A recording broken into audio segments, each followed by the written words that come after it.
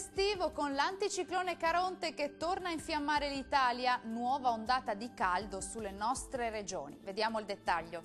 Sul Veneto bella giornata soleggiata e stabile, possibile qualche raro isolato temporale sul bellunese più settentrionale.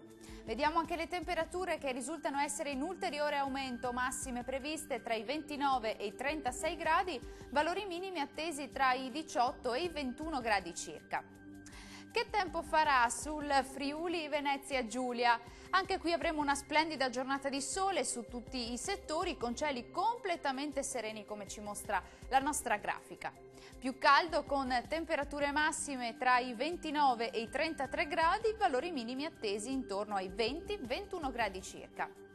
Concludiamo con uno sguardo alla situazione meteorologica del Trentino Alto Adige. Possibili locali addensamenti e qualche raro temporale pomeridiano sui settori alpini di confine, tanto sole invece altrove. Temperature massime che risultano essere in aumento, previste tra i 33 e i 36 gradi, valori minimi sui 17-18 gradi circa. Il mare sarà generalmente quasi calmo, i venti invece saranno deboli e sudorientali.